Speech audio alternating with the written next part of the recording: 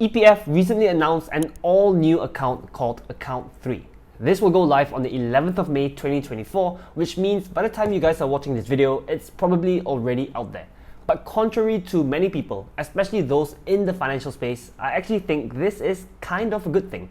So today, I'll be talking about all things EPF Account 3, as well as my thoughts on it and why I think this is a good introduction from EPF. So what is EPF's Account 3? First of all, let me address this. Yes, technically, EPF has renamed the name of all of their accounts, so now it's called Akaun Persaraan, Akaun Sejahtera, and Akaun Fleksibel. But for my simplicity and for the ease of this video, I'm going to stick to the old names, which is accounts 1, 2, and 3. For those of you who haven't caught up with the news and you're maybe a bit clueless about what's going on, let me explain it to you real quick. So basically, the previous government in the last 2-3 years, I think, they allowed Malaysians to withdraw money from the EPF, and Malaysians loved it and demanded for more withdrawals. So as an alternative, the new government decided, hey, let's introduce this new account instead. Previously, we only had two accounts. 70% of our EPF contributions go to account 1 and 30% goes to account 2. So account 2, we could withdraw for stuff like medical or education, whereas account 1, we could only touch it once we hit retirement age. Now, with this all new setup, 75% goes to account 1, 15% goes to account 2, and the remaining 10% goes to this all new account 3. So our total contributions to EPF will remain the same. It will still be 11% of our salary on our side, or whatever amount that you've decided. But the only thing that's changing is how EPF is splitting our money. And as the name implies, EPF's Account Fleksibel, or Account 3, will allow us to withdraw money from EPF for whatever reason we want, anytime that we want. You could technically withdraw it to even go on a holiday if that's what you want. I'm not recommending this, I don't think we should do it, I'll talk more about that later on. I'm just saying what you could do with this money. So a lot of people are starting to come out and say, this isn't really the right move. We know that from the last time round, while there are some people who really withdrew from EPF because they needed to pay for necessities for them to survive, that's completely fine.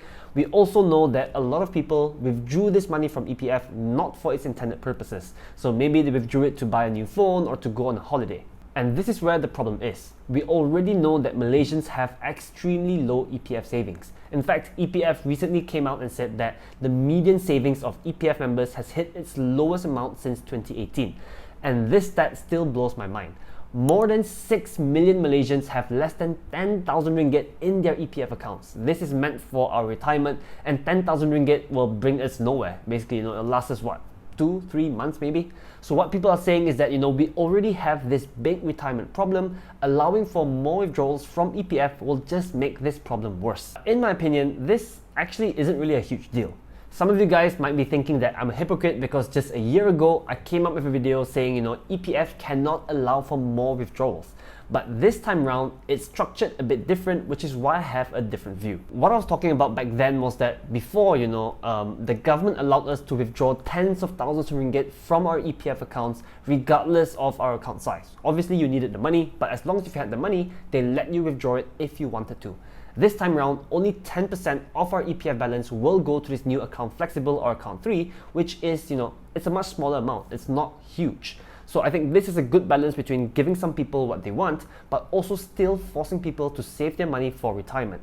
Plus, obviously, this will help those people who are really in need of cash just to pay for their essentials, to live their day-to-day lives, because maybe they're on a low salary or cost of living is a bit too high. But that is a problem, it's just not something that we're going to be talking about today. Also, some people may have missed this, but the contribution that's going to our Account Persaraan or Account 1 is being increased from 70% to 75%. So the money in Account 1, to me, this is the strictest money for retirement because we cannot touch it for whatever reason until we hit retirement age. Previously, we had 30% of our contributions go to Account 2, and like I said, we could withdraw those for like housing, medical, education, whatever it is. So technically, we could withdraw 30% of our EPF balance. Now, the maximum you can get out from both EPF Account 2 and 3 has been reduced by 25%. So yes, maybe you have more flexibility in terms of what you can withdraw for, but the amount of savings you have for retirement has been increased by 5%. Having said all of that, I really don't recommend you guys withdrawing from EPF Account 3 unless you have a real necessity that you need to pay for.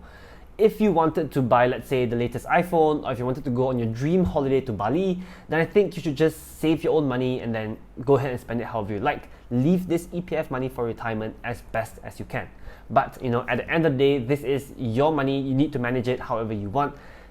It's your retirement. The only person who will be impacted by not having enough money will be you. And this brings me to my point about why I think EPF's account 3 can actually be a good thing.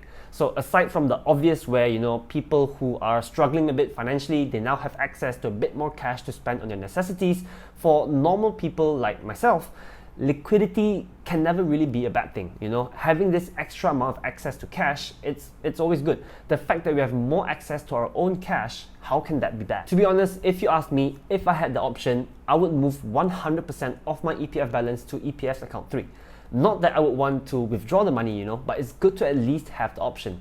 Think about, for example, if we had any big emergencies where even our money in our emergency fund isn't enough to pay for it. Or maybe you got handed a really good once-in-a-lifetime opportunity, but you just need a bit more cash to go for it, and maybe it will, unlock another level to your finances. Or maybe even think about something basic, the fact that we could withdraw this money from EPF to invest somewhere else. EPF, I've always said that it is a good investment vehicle. It gives us 5% plus every single year, and capital is guaranteed. So it is a really good investment, but maybe someone like me, I'm willing to take a bit more risk to get potentially higher returns. So now I could take this money to invest it somewhere else, like for example the S&P 500. And the liquidity and flexibility that comes from EPF account 3 will give us all of these options if we wanted to. The downside of this is, of course, that maybe some people will start to recklessly withdraw from their EPF account 3 every single month, not to invest elsewhere or not to buy essentials, but to buy stuff that aren't really necessary. And I have no doubt that some people will do this, which will jeopardize their future, aka their retirement. But in my opinion, people just need to learn how to manage their money a bit more responsibly and think about their future. Ideally, we shouldn't be forced to save or invest any money for our future. This should all be, just entirely based on our habits and our own desire for a better retirement. And even if you really don't want any money in account 3 because you're afraid that you'll be tempted, you withdraw it and you spend it on something unnecessary, you can always, just move this money back into EPF account 1 and 2. I'm pretty sure that EPF has already confirmed this, so you can do this if you want. But the key word here is we have the option, which to me, it's never really a bad thing to have the option to do things we want with our cash. So that's all about EPF account 3 and my thoughts on it. I know it can be a bit controversial. A lot of people are saying this isn't the right move, but to me, it's not a bad thing. People just need to be a bit more responsible with how they spend their money. But having this extra liquidity and extra options, it's a nice thing for people like me at least. So let me know what you guys think about it down in the comments below. Give us a huge thumbs up on this video if you enjoyed it and subscribe to our channel if you haven't already. See you guys in the next one. Peace out.